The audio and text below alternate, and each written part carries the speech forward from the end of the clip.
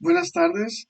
Bueno, en esta primera sesión vamos a retomar lo que veníamos describiendo en la descripción del programa, donde hablábamos un poco de lo que veríamos en la materia y lo que es la arquitectura de software, pero dándole un poquito, como acabamos de decir, eh, una descripción más amplia, ¿no?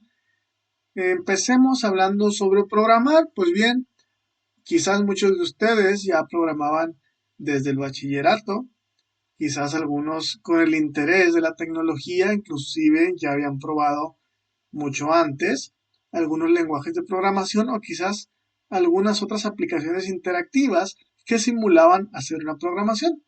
Pues bien, el software desde el inicio de la computación, desde esta era que se dio el auge en el siglo pasado, en los años 70, aunque bueno, ya estaríamos hablando de desarrollos que surgen desde los años 50, 60, están hechos de lo mismo. Tenemos los condicionales con sentencias if, tenemos las asignaciones a variables, tenemos ciclos que normalmente identificamos con while o con for. Los lenguajes y las herramientas pues siguen mejorando, sigue habiendo distintos tipos de lenguajes. Ya les comentaba que esta, quizás en otra materia ya lo han visto, esta carrera pues tiene una constante capacitación sobre las novedades en la tecnología y por lo tanto, si estamos hablando de pasar de un ambiente de escritorio al ambiente web, pues ese salto requirió una nueva capacitación para todos. Si estamos hablando del ambiente web, ahora todavía expandirlo más con el desarrollo en la nube, pues bueno, seguimos hablando de nuevas capacitaciones, pero estamos hablando de lenguajes que surgen con las mismas características, es decir, así hablemos de inteligencia artificial, estamos hablando de una serie de programación que parte de estos condicionales, de esta lógica que nos lleva pues a hacer herramientas más sofisticadas, ¿no? Pero si hablamos, por ejemplo, de Java, seguimos hablando de un lenguaje que es muy parecido al lenguaje C, inclusive Fortran, ¿no? Y el lenguaje, eh, por ejemplo, Basic, pues sigue siendo muy similar, obviamente con el cambio de tecnología salen nuevos conceptos, pero con lo básico podemos hacer pues lo que viene en todos los libros, ¿no? El hola mundo. Pues bueno, al tener estos bloques de construcción universales o estas formas de programar universales porque lo podemos aplicar en todos los códigos, pues las reglas para ordenarlos también lo son. La diferencia con la programación que estamos hablando del siglo pasado a las de hoy es que ya tenemos un poquito más identificados los que son las reglas y por lo tanto anteriormente estas reglas sin saberlo se rompían constantemente, ¿no? Entonces, programar realmente no requiere tanta sabiduría y habilidad. Como les mencionaba hace unos momentos, quizás a ustedes ya les hayan tocado algunas aplicaciones que simulaban realizarlo a partir de algunas figuras o a lo mejor algunos comandos más sencillos, de tal forma que actualmente se ofrecen cursos de programación hasta niños y adolescentes. Y en el mundo pues existen muchísimos programadores, ¿no? Sacando requerimientos, dando seguimiento para que los sistemas trabajen y de tal forma que se desarrolla software que aunque no sea el mejor código, pues funciona. Entonces, hacerlo de tal forma que sea pues profesional o con arquitectura, que es el caso de la materia, pues es un poco más complejo, ¿no? ¿Por qué? Pues requiere conocimiento y habilidades que cuando iniciamos, o sea, la mayoría de los programadores jóvenes, como dice aquí, pues nos toma tiempo en adquirir. Se necesita pasión por el oficio y el deseo de ser un profesional. ¿A qué nos referimos con esto? Obviamente, cuando nosotros queremos desarrollar, nos aventamos con unos requerimientos y queremos cumplirlos y decimos, pues ahí está y funciona. No sabemos si lo más apropiado, pero funciona. Inclusive, ya que estamos en un trabajo, lo normal es que digamos, uy, tenemos un montón que documentar. Y por eso hablamos de la pasión por el oficio y deseo de ser profesional. Que las cosas queden bien y en eso estamos hablando de lo que han visto ustedes en otras materias, como me imagino todas las de ingeniería de software. Y esto nos permitirá entonces hacer un software adecuadamente. Y no se ve a lo mejor al principio, pero a futuro requiere menos recursos para crearlo y mantenerlo. Si estamos hablando de una empresa, si tenemos todo bien documentado, no importa cuántos nuevo personal, cuántos nuevos programadores se integren, si se puede entender el plano o el bosquejo de lo que hicimos, pues se va a poder dar mantenimiento fácilmente. Si tenemos bien definidos sus componentes, pues cualquier cambio va a ser más sencillo, ¿no? Entonces, ¿qué entendemos por arquitectura? Ya habíamos tenido un pequeño vestigio en la descripción de la materia y les mencionaba que normalmente la asociamos con la construcción. Y en esta construcción estamos hablando de una estructura física, estamos hablando del concreto, estamos hablando si es de bloques, si es de ladrillos, si vamos a ponerle algo de madera, unos marcos de acero, si vamos a poner cristales, pues bueno, también hablar de arquitectura, ya les decía yo, vamos a sustituir estos planos por documentación. ¿Pero qué va a ser la documentación? Pues también vamos a definir estructuras, también vamos a ver la cimentación en la que va a estar este software o esta aplicación. Y por lo tanto tenemos que ver los distintos componentes, las funciones que vamos a utilizar y los módulos que van a ser requeridos para este desarrollo, cuántas capas y cuántos servicios. Si tenemos dudas en estos aspectos, bueno, en la primera parte de la materia vamos a dar una pequeña reseña de lo que ya hemos visto, eh, con la intención precisamente de reforzar esto antes de detallarlo más. Entonces, el material para construir el software, pues es el mismo software, pero obviamente estamos hablando de componentes a menor escala que todos juntos, como ya habrán visto en otras materias también, conforman pues un sistema, ¿no? Esta interacción entre varios componentes. Entonces, si hablamos de esta planeación, si hablamos de esta determinación de componentes, de conexiones, etcétera, pues estamos hablando también de un diseño. Y entonces encontramos bibliografía de arquitectura de software y de diseño de software. Si bien muchos autores nos dan una distinción, otros dicen que es la misma, vamos a tomar este ejemplo de Robert Martin, que nos dice que no existen grandes diferencias entre ambos conceptos. Normalmente, cuando hablamos de arquitectura, se usa en un contexto de alto nivel, es decir, siempre que en el ambiente laboral escuchamos diseño, normalmente relacionamos el aspecto gráfico, la interacción, pero que estamos viendo visualmente, precisamente viendo visual suena redundante, pero lo arquitectónico, entonces es algo más interno. Pero esto quiere decir, más bien, esto no quiere decir que sean cosas distintas. Un arquitecto desde su idea de cómo van a estar interconectadas sus componentes, sus clases, cualquier tipo de elementos o inclusive dos tipos de proyectos distintos que se conectan a través de un servicio web, quizás ya puede tener la idea de cómo funciona también en un diseño gráfico, ¿no? Entonces no es que esté muy alejado, simplemente se hace una distinción normalmente a esta distinción de lo externo y lo interno, pero no son conceptos tan separados, ¿no? Entonces, vamos a hacer como la materia lo indica, vamos a hablar de arquitectura, pero probablemente estemos hablando de conceptos que involucren también el diseño del software, ¿no? ¿Por qué vamos a aplicar esta arquitectura o el diseño? Pues bueno, ya decíamos hace unos momentos, si programamos a la carrera nos puede funcionar cualquier software, vamos a decir, no está tan bonito, pero hace su trabajo, pero nos remonta a esta fábula de la liebre y la tortuga que es de Esopo, ¿no?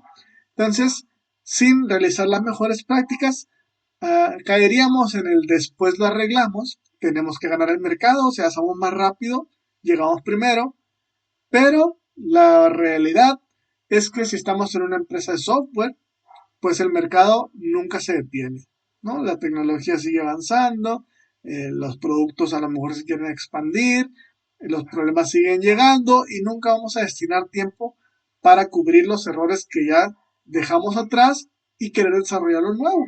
Esto puede causar un problema futuro porque entonces requeriríamos nuevo personal, pero este nuevo personal pues requiere más pago, o sea, estamos pagando más personas y el desarrollo pues sigue estando o se va a terminar estancando porque estamos corrigiendo errores pasados. Entonces, en la realidad no se regresa a arreglar las cosas porque ya tenemos el siguiente pendiente al querer, o más bien al finalizar esto que hicimos a la carrera. Y así es como se va construyendo el desastre y decae la productividad, ¿no? Entonces, si bien documentar, tener la planeación más pausadamente, pues obviamente toma más tiempo, probablemente en un ambiente, dependiendo también la localidad, ¿no? Probablemente aquí en la ciudad, pues sí se le dé más prioridad a la rapidez, no quiere decir que sea lo correcto. Entonces, pensar en que vamos a hacer las cosas a la carrera es pensar que vamos a tener desastres y eso siempre será más lento a largo plazo, ¿no? A veces se piensa que la solución, cuando tenemos ya muchos problemas en un software, dice, pues vamos otra vez a empezar de cero y vamos a rediseñar. Pero si caemos en los mismos vicios, si no hacemos esta planeación de cómo van a estar conectados, si no sabemos cómo organizar los componentes que van a estar en esta aplicación, el rediseño pues puede caer en el mismo desastre que el proyecto original y no vamos a llegar a ningún lado. Por ello, las organizaciones que se enfoquen a hacer el desarrollo debe tomarse la calidad de la arquitectura seriamente, ¿no?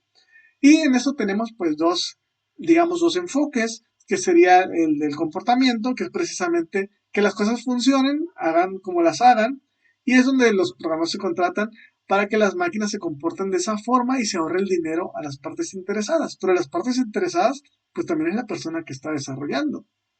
Entonces, aquí solamente se busca, pues digamos, cubrir el requisito, que se haga la especificación funcional, que se documente requerimientos, pero solamente para lo que ahí dice, ¿no? Si esta máquina, o sea, nuestro desarrollo, va contra los requerimientos, entonces se pasa a arreglarlos. Y por ello, pues pensamos que, como programadores, que el trabajo es que la máquina cumpla los requerimientos y luego arreglarlos. Pero no debería ser así, como ya hemos repetido constantemente. Si hablamos ahora del otro enfoque, que es arquitectura, estamos hablando de un software que debe ser fácil de cambiar. Es decir, en general, los componentes deben estar definidos para que cumpla su función. Sin embargo, cada una de sus actividades puede estar, digamos, a un subsistema de forma tal que ocupamos cambiar alguna funcionalidad o, digamos, alguna configuración. Ese cambio, pues debe estar quizás no anticipado porque no podemos leer el futuro, pero sí pensar que ese módulo pueda ser modificable, es decir, dejarlo un poco más abierto. Entonces, por eso dice aquí que los programadores frecuentemente sienten que deben forzar cubos a entrar en círculos, es decir, como esos juegos de los bebés donde las figuritas las quieren meter y a veces pues es imposible y por eso se saca el trabajo a como se puede. Por ello, las arquitecturas que diseñemos deben ser interoperables y prácticas, es decir, entendibles y pues saber realmente el propósito de por qué hacerlas así. ¿Qué vamos a preferir? ¿Que funcione o que pueda ser cambiado fácilmente? Bueno, vamos a entrar en un poquito debate aquí porque pues tampoco voy a decir que nunca funcione, ¿verdad? Pero lo que nos dice aquí este autor es que un programa que trabaja perfectamente pero es imposible de cambiarse, no funcionará cuando un requerimiento cambie. Por lo tanto, en un futuro no trabajará. Sin embargo, cuando un programa no funciona, pero se cambia fácilmente, entonces esta habilidad de poderse cambiar puede llegar a hacer que el sistema funcione. Y a partir de ahí, con estos cambios constantes, pueda ser más fácil darle cumplimiento a futuros requerimientos para mantenerlo trabajando, perdón, y de esta forma pueda ser útil constantemente, ¿no?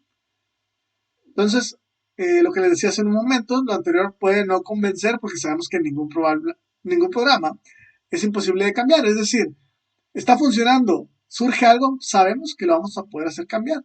Lo que estamos hablando es qué tan viable es hacer ese cambio. Ya sabemos que en el desarrollo, pues no nada más es, sí, sí se puede y lo hacemos. Tenemos que presupuestarlo. ¿Por qué? Porque quizás somos una empresa de desarrollo y que cobramos a partir de los cambios que realizan porque nosotros tenemos que pagarle a un personal que lo realice. Si ese personal va a invertirle mucho más tiempo, pues va a salir muy costoso y es por ello que se dice el cambio pues no conviene porque el costo es muy alto para ese entonces, mejor desarrollo uno nuevo. ¿Ok? Entonces, de esta forma, nadie quiere que su sistema llegue a un punto donde sea impráctico hacer un cambio. Donde alguien diga, no, pues para hacer ese cambio, mejor que me realicen alguien que sí sepa hacerlo, o alguien que me dé un sistema más adaptable. ¿Ok? Y aquí entramos en la discusión entonces de ¿es urgente o es importante? Donde el autor toma una matriz de estas dos conceptos a partir de Eisenhower, ¿no? El comportamiento es urgente, pero no siempre es importante. O sea, que funcione, siempre queremos que funcione, pero a lo mejor no es importante, porque no está bien definido tal vez. La arquitectura es importante, pero no es urgente. Podemos tomarnos la calma si pensamos en todas las posibilidades que puede tener, o a lo mejor no todas, pero en más de las que nos piden. Entonces, algunas cosas pueden ser urgentes e importantes, claro, pero así como unas pueden ser las dos cosas, algunas podrán no ser ninguna de las dos, ni urgentes ni importantes, y se ordenan de la siguiente forma. Las prioridades deben ser las que son urgentes e importantes, obviamente. Las que son no urgentes, pero son importantes, van antes que las urgentes y no importantes. Y por último, pues las que no son ninguna de las dos. Aquí entonces estamos hablando de la arquitectura que está por encima de todo. Y el comportamiento, que es esta funcionalidad, cueste lo que cueste, lo pongo así y después lo parcho. Bueno, eso hablaríamos ya de las últimas posiciones, ¿no? El error común entonces es pensar que hacemos las cosas a la carrera primero y después las reestructuramos para que estén más ordenadas, porque quizás ese tiempo, ya decíamos, nunca llegue, ¿no? Entonces, se falla al separar estas características de las que realmente pudieran ser importantes.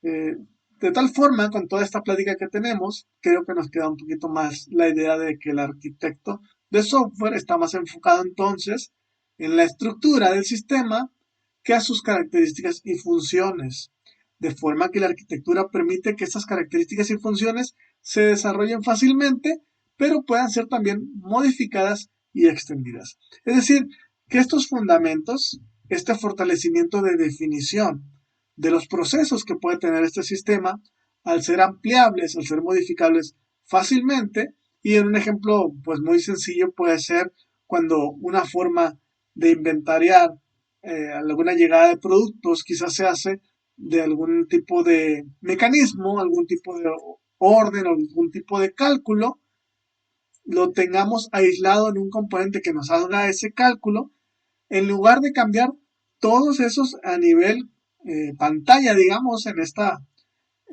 pantallita que nos hace esos cálculos y demás, lo tengamos en un componente que quizás realice todas esas eh, fórmulas y simplemente nos diga, bueno, en vez de hacer esta fórmula, hazla de esta forma y me arrojas un resultado, pues puede ser más fácilmente cambiable que andar pensando que está en función de, si hablamos de ya elementos de diseño directamente de la interfaz, pues estamos hablando que la funcionalidad o la fórmula que tiene este cálculo está a partir de lo que capturas en ciertos bloques, ¿no? Cuando aquí puede ser a partir de ciertos números. Y esos números, al cambiar la fórmula, pues pueden ser, digamos, manejados o manipulados por una clase en específico que devuelva un resultado independientemente de la fórmula que utilicen. A lo mejor está un poquito enredoso lo que acabo de decir, pero lo que quiero dar a entender es que la programación pues debe estar modulada, debe estar lo más controlada posible en las capas que seguramente ya han visto para no tenerla toda en una misma pantalla sin darle ningún ordenamiento, que todo dependa para un propósito en específico. Hay que pensar en las distintas posibilidades. Si a lo mejor yo voy a querer cambiar en un futuro simplemente el hecho del impuesto del IVA, pues tener pensado que eso pueda ser configurable. Si estoy pensando en un documento que va a requerir una firma, pues yo a lo mejor debería pensar en que ese documento quizás va a tener varias firmas y a lo mejor dejar abierto, ya sea en alguna tabla o en algún objeto, la posibilidad de agregar otro de esos datos, ¿no? Pero bueno, ya dependerá de la aplicación que queremos realizar, ¿no? Por lo pronto, aquí vamos a dejar la idea, vamos a pues retomar un poco lo de la ingeniería, vamos a pensar en documentar un poquito más el desarrollo para no caer entonces en estos errores de programación que cualquier persona pudiera hacer sin la preparación que se supone que estamos obteniendo en la universidad, ¿no? Donde estamos destinados a ser lo más profesionales posible, ¿no? Y de esta forma, pues sobresalir cuando estamos pensando en la creación o bien en adaptarnos a una empresa ya muy pronto, por lo que veo en su avance, al ambiente laboral. ¿Ok? Bueno, aquí vamos a dejar, esta es la bibliografía en la que me basé para las diapositivas, la que estuvieron viendo hace unos momentos, pero está en inglés, ¿no? Nos estaremos viendo pronto, aquí la dejamos entonces. Hasta luego.